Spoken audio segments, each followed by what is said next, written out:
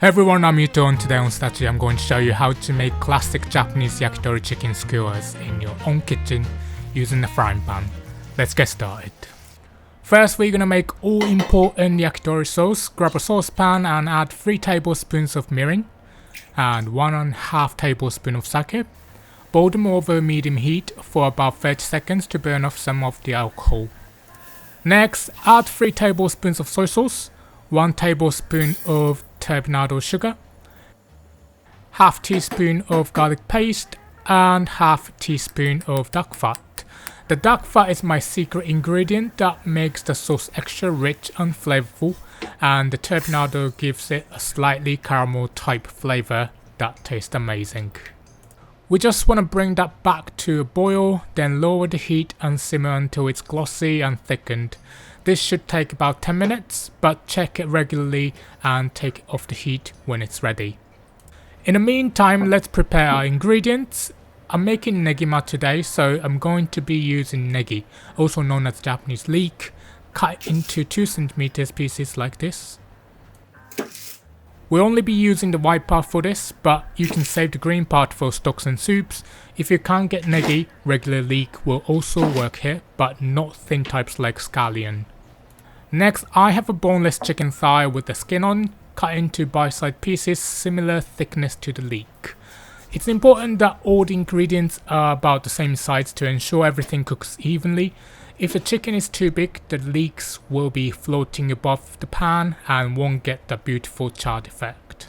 I also recommend using chicken thighs rather than chicken breast for the most succulent Japanese yakitori. Next, we're going to assemble the skewers, so place your chicken on your chopping board and push the skewers down and through. This technique will save you from stabbing your hands or fingers. We're going to alternate the chicken and leeks so that there are 3 pieces of chicken and 2 pieces of leek on each skewer. If you run out of leek, you can make chicken only skewers with the leftovers.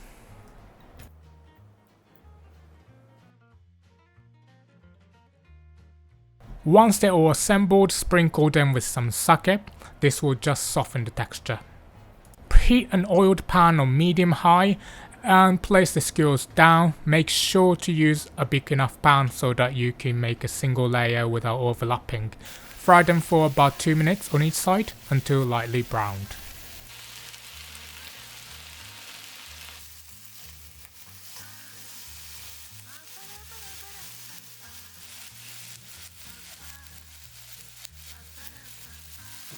Once they're looking like this, place a lid on top and reduce the heat to low. Let them steam for about 5 minutes. This will just ensure they're cooked all the way through while remaining nice and juicy. After 5 minutes, remove the lid and increase the heat to medium-low. Finally, it's time to coat them with the sauce.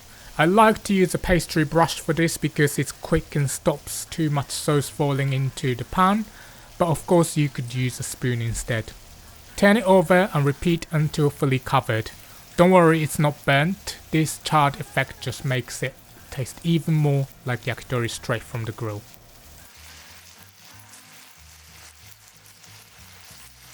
Once they're all coated and charred, they're ready to eat. And that's it, delicious Negima Yakitori made in a regular frying pan. And great news, I've launched a free mobile app that makes following along with my recipes even easier. It's the perfect kitchen companion after watching my videos. You can access step-by-step instructions right on your phone while you cook. The download link is in the description below. Thanks so much for watching. If you want to learn more or check out my other recipes, you can find a link to my blog on the screen now. You can also find more similar recipe videos in my Japanese street food recipes playlist on the screen. Thank you again, and I hope to see you in the next video. Bye.